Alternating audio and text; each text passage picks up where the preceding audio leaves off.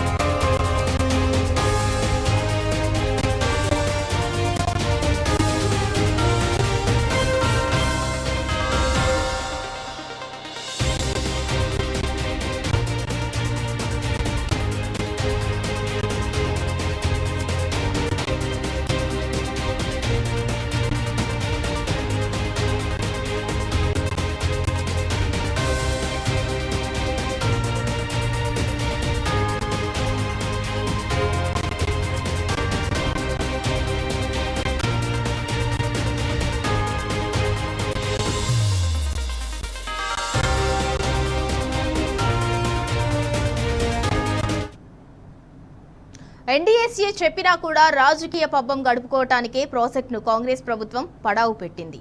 మొత్తం 8 బ్లాకులున్న మేడిగడ్డ బరాజ్లో 7వ బ్లాక్లోని 20వ పిల్లర్ ఎందుకు కుంగిపోయిందో ఇంజనీరింగ్ అధికారులు, నిర్మాణ ఏజెన్సీ, IIT రూర్కీ సంస్థ అధ్యయనం చేసింది. ఇక సాంకేతిక పరీక్షలు నిర్వహించింది. 7వ బ్లాక్ మినహా అన్ని భద్రంగానే ఉన్నాయని పరీక్షల్లో తేల్చింది.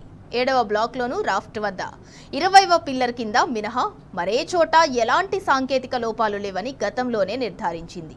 అయినా కూడా రేవంత్ అండ్ దండుపాల్యం బ్యాచ్ దుష్ప్రచారం ఆపలేదు, దుష్ట పన్నాగాలు ఆగలేదు.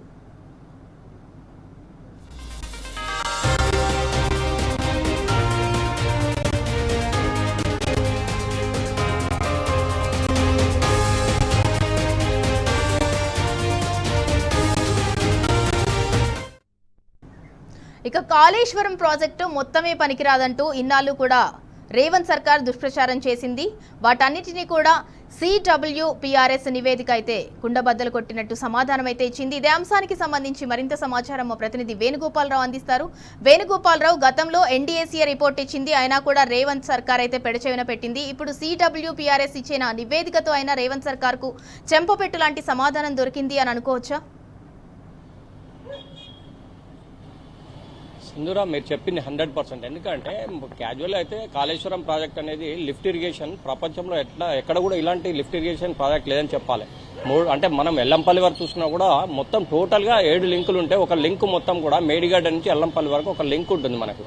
ముఖ్యంగా ఇప్పుడు మేడిగడ్డకు సంబంధించి చూసుకుంటే ప్రాబ్లం మేడిగడ్డకు వస్తే ఇప్పుడు ప్రస్తుతం ఉన్నటువంటి పరిస్థితిలో అన్నారం, సుందిల్లా ఈ 2 ప్రాజెక్టులకు సంబంధించి బ్యారేజ్లకు సంబంధించి చూసుకుంటే కూడా ఇప్పుడు ఒకవేళ కన్నెపల్లి పంప్ హౌజ్ కనుక ఆన్ చేసినట్టయితే అన్నారంకు గ్రావిటీ ద్వారా నీళ్లు తీసుకురావచ్చు. అన్నారం నుంచి సుందిల్లా, సుందిల్లా నుంచి ఎల్లంపల్లి నుంచి కూడా ఇక మల్లన్న సాగర్ వరకు, ఇటు ఎల్లంపల్లి కావచ్చు, ఇటు నంది మేడారం, గాయత్రి, మిడ్ మానేరు టు చూసుకుంటే కూడా అప్పర్ మానేరు చూసుకుంటే కూడా కొండపోచమ్మ, మల్లన్న సాగర్, LMD ఇవన్నీ కాకుండా కూడా SRSP కూడా నిజామాబాద్ ఉన్న SRSP కూడా వరద కాలువ ద్వారా కూడా నీళ్లు పంపించచ్చు అనే ఒక లక్ష్యంతో ఈ కాళేశ్వరం ప్రాజెక్ట్ ఏర్పాటు చేసినటువంటి పరిస్థితి. అంటే 7 లింకుల ద్వారా కూడా ఈ నీళ్లన్నీ కూడా సద్వినియోగం చేసుకోవచ్చు. ప్రస్తుతం మనం చూసుకుంటే కూడా ఇప్పుడైతే గోదావరి ప్రాణహిత చూసుకుంటే 61,000 క్యూసెక్కుల నీరు ఈ రోజు పోతున్నటువంటి పరిస్థితి. ఇదంతా కూడా 85 గేట్ల ద్వారా వదిలిన నేపథ్యంలో ఇదంతా కూడా సముద్రంలో కలుస్తున్న పరిస్థితి అయితే మనకు స్పష్టంగా కనిపిస్తుంది. అంటే ఏమంటుందంటే మొదటి నుంచి కూడా BRS party working president KTR, ప్రజాప్రతినిధుల బృందం కూడా ఆనాడు కన్నెపల్లికి ఎందుకు పోయారంటే కన్నెపల్లికి సంబంధించి పంపులను ఆన్ చేయండి, మేడిగడ్డ బ్యారేజ్తో సంబంధం లేకుండా కన్నెపల్లి పంప్ హౌజ్ ఆన్ చేసినట్టయితే గ్రావిటీ ద్వారా అన్నారం, సుందిలకు పంపించచ్చు అని చెప్పిన నేపథ్యం. అంటే ఇప్పుడు ఇచ్చినటువంటి నివేదిక CWPRS ఇచ్చిన నివేదిక ప్రకారం చూస్తే అన్నారం, సుందిలకు సంబంధించి ఎటువంటి ప్రాబ్లం లేదని చెప్తున్నటువంటి పరిస్థితి. అంటే ఒకవేళ కనుక ఇదే కన్నెపల్లి పంప్ హౌజ్ నుంచి నీళ్లను కనుక లిఫ్ట్ చేసి అన్నారం గ్రావిటీ ద్వారా పంపిస్తే అన్నారము సుందిలకు వస్తుంది, సుందిల నుంచి నంది మేడారం నుంచి ఇటు ఎల్లంపల్లి నుంచి చూసుకుంటే కూడా ఇదన్నీ గాయత్రి, మిడ్ మానేరు, ఇటు LMD నింపొచ్చు. మరోవైపు చూసుకుంటే అటు మల్లన్న సాగర్ వరకు నీళ్లు నింపే అవకాశం ఉంటుంది. ఒకవేళ ఇప్పటికి కూడా అన్నారం, సుందిల్లా బాగున్నది అని చెప్తున్న నేపథ్యంలో కన్నెపల్లి పంప్ దగ్గర కనుక 61,000 క్యూసెక్కుల నీరు ఈ రోజు కూడా పోతుంది కనుక ఒకవేళ అక్కడ తప్పనిసరిగా కన్నెపల్లి పంప్ హౌజ్లను ఆన్ చేసినట్టయితే ఎలినో ప్రభావం ఉంది. ఇప్పుడున్న పరిస్థితుల్లో ముఖ్యంగా చూసుకుంటే ఎల్లంపల్లి కూడా నీరు అంటే 16 TMCలే ఉన్నాయి. మిడ్ మానేరు విషయానికి వస్తే కూడా 20 TMCలే ఉన్నాయి. ఇటు 11 TMCలు LMDలు ఉన్నాయి. ఇంకా కొన్ని ప్రాజెక్టులలో నీళ్లు లేవు కనుక ఈ ఎలినో ప్రభావం ఉంది. మొన్న వచ్చిన వర్షాలతోటి ఈ పాటి నీళ్లు వచ్చినాయి కనుక ఒకవేళ అన్నారం, సుందిల్లా బాగుందని చెప్పి రిపోర్ట్ వచ్చిన నేపథ్యంలో కన్నెపల్లి పంపులు ఇప్పుడు కూడా ఆన్ చేసుకుంటే కన్నెపల్లి ద్వారా నీళ్ళన్నీ కూడా బ్యారేజీలు అన్ని కూడా నింపుకోవచ్చు. ఇవే బ్యారేజ్ నింపడం అంటే ఈ ప్రాజెక్టు నింపడమే కాదు, SRSP వరద కాలువ ద్వారా కూడా పంపింగ్ చేసినట్టయితే ఇటు SRSP కూడా నీళ్లు పంపించే అవకాశం వరద కాలువ ద్వారా ఉంటుంది.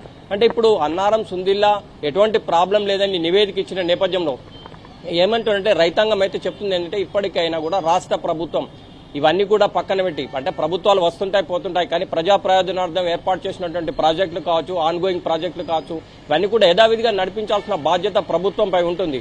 అది కాళేశ్వరం పనిచేయట్లేదు ఇది అనేది పక్కన పెట్టి ఇప్పుడు కన్నెపల్లి ద్వారా అయితే నీళ్లు పంపింగ్ చేసే అవకాశం ఉంటుంది కనుక వెంటనే ఇప్పుడు 61,000 క్యూసెక్కుల నీరు సముద్రం పాలు అంటే 85 గేట్ల ద్వారా కూడా బయటకు పంపిస్తున్నటువంటి పరిస్థితి ఉంది సింధూరా.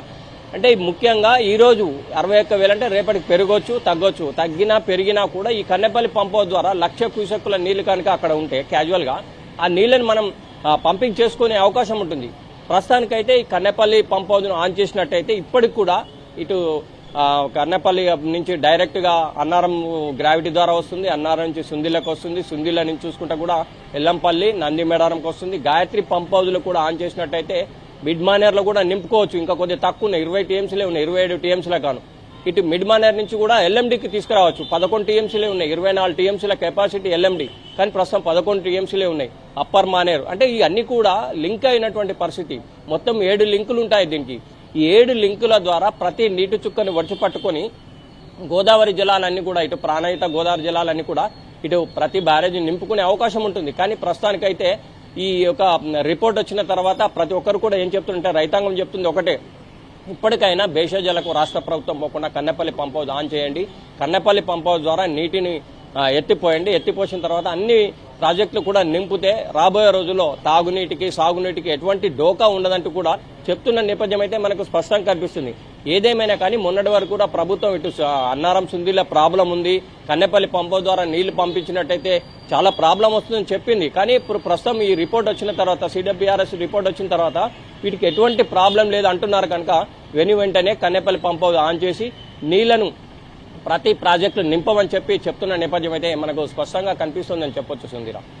అయితే వేణుగోపాలరావు, మరి రేవంత్ సర్కార్ CWBS నివేదిక ఇచ్చిన తర్వాత, అంటే దానికి ముందు వరకు కూడా 1,00,000 కోట్లు వృధా, కాళేశ్వరంపై అయితే గత BRS ప్రభుత్వ హయాంలో అయితే స్కామ్ జరిగింది, వృధా జరిగింది అంటూ ప్రజల్లోకి బలంగా తీసుకెళ్లే ప్రయత్నాన్ని అయితే చేసింది. అంటే ఒక తప్పుడు వార్తను ప్రజల్లోకి తీసుకెళ్లే ప్రయత్నం అయితే చేసింది. మరి ఇవాళ వచ్చిన రిపోర్ట్ తోటి, గతంలో ఇచ్చిన NDSA ఇచ్చిన రిపోర్ట్ తోటి కూడా మరి రేవంత్ సర్కార్ ఇప్పటికైనా సరే మేలుకొని మొద్దు నిద్ర వీడి రిపేర్లు స్టార్ట్ చేసే ఆలోచనలో ఉన్నట్టు కనిపిస్తుందా అసలు సిచ్యువేషన్? సింధూరా, మీరు అన్నట్టుగా చూస్తే NDSA report, national dam safe authority అనేది ఒక NDSA రిపోర్ట్ ఉంటుంది. ఆ రిపోర్టు ప్రకారంగా సరే మేడిగడ్డ దగ్గర చూసుకుంటే ఒక 2 పిల్లర్లకు ప్రాబ్లం వచ్చింది. మేడిగడ్డ సంబంధించి 85 గేట్లు ఉంటాయి, 85 పిల్లర్లు ఉంటాయి. సరే మేడిగడ్డతో సంబంధం లేకుండా ఇప్పుడు కన్నెపల్లి పంప్ హౌస్ ద్వారా నీటిని లిఫ్ట్ చేయొచ్చు. ఈ ప్రభుత్వం కనుక బేషాజాల పోకుండా ఈ కన్నెపల్లి పంప్ హౌస్ కనుక ఆన్ చేసుకుంటే మాత్రం డైరెక్ట్ గా అన్నారంకు పంపించవచ్చు గ్రావిటీ ద్వారా. మేడిగడ్డతో సంబంధం లేకుండా ఈ నీటిని తప్పకుండా ప్రతి నీటి సుక్కను ఒడిపట్టుకొని మన తెలంగాణ సంబంధించిన ప్రతి ఒక్క ప్రాజెక్టు నింపే అవకాశం ఉంటుంది. కానీ కాళేశ్వరం ప్రాజెక్టు సంబంధించి మేడిగడ్డ ఇది 16.17 TMCల కెపాసిటీ ఉంటుంది, 85 గేట్లు ఉంటాయి. ప్రస్తుతం 85 గేట్ల ద్వారా ఈ రోజు కూడా 60,000 క్యూసెక్కుల నీళ్లు బయటికి వెళ్లిపోతున్నటువంటి పరిస్థితి. కనుక దాంతో సంబంధం లేకుండా, అంటే అది కూలిపోయింది, అది కూలేశ్వరం అవన్నీ పక్కన పెడితే 2 పిల్లర్లు ప్రాబ్లం వచ్చిన వాడు వాస్తవమైనా దాంతో సంబంధం లేదు ఏది కన్నెపల్లి పంప్ హౌస్ ద్వారా లిఫ్ట్ చేసుకుంటానికి. ఒకవేళ ఇప్పటికి కూడా దాన్ని పక్కన పెడితే కన్నెపల్లి నుంచి నీళ్లు లిఫ్ట్ చేసుకోవచ్చు. ప్రభుత్వం కనుక తలుచుకుంటే ఈ రోజు వరకు కూడా, అంటే రేపటి నుంచి కూడా ఒకవేళ కన్నెపల్లి పంప్ హౌస్ కనుక ఆన్ చేసినట్టయితే సింధూరా అన్ని ప్రాజెక్టులలో నీళ్లు వచ్చే అవకాశం ఉంటుంది. అంటే ఇప్పుడు ఏవైతే ఎలినో ప్రభావం అంటున్నారో భవిష్యత్తులో మరి సాగునీటికి చాలా ప్రాబ్లం అని చెప్పి వస్తున్నటువంటి సమాచారం. ఏదో కొద్ది రోజులు వర్షాలు పడ్డాయి, వెళ్లిపోయినాయి, అంటే వర్ణుడు కూడా కరుణించలేదు. ఏదో 10 రోజులు వస్తే కొన్ని ప్రాజెక్టులలో మాత్రమే నీళ్లు ఉన్నటువంటి పరిస్థితి. ఇంకా చాలా చోట్ల నీళ్లు రావాల్సిన అవసరం ఉంది. కనుక ఇప్పటికైనా కన్నెపల్లి పంప్ హౌస్ ఆన్ చేసే, ఎందుకంటే సుందిల్లా అన్నారం పర్ఫెక్ట్ ఉన్నాయని చెప్పి CWPRS రిపోర్ట్ ఇచ్చింది కాబట్టి వెంటనే కన్నెపల్లి పంప్ హౌస్ ఆన్ చేసి కనుక ఇటు అన్నారము సుందిల్లా నింపుకుంటే మాత్రం ఎల్లంపల్లి దాకా నీళ్లు తీసుకురావచ్చు. నీళ్లు తీసుకొచ్చి ప్రతి ప్రాణహిత గోదావరి ప్రతి నీటి చుక్కను కూడా ఒడిసి పట్టుకొని ఈ బ్యారేజీలకు సంబంధించి ప్రతి ఒక్కరు కూడా నింపుకునే అవకాశం ఉంటుంది. కానీ ప్రస్తుతానికైతే ప్రభుత్వం చెప్పినటువంటిది కాళేశ్వరం సంబంధించి 2 పిల్లర్ల రిపేర్కు సంబంధం దీనికి లేదు, కన్నెపల్లికి దీనికి అసలు సంబంధమే లేదు.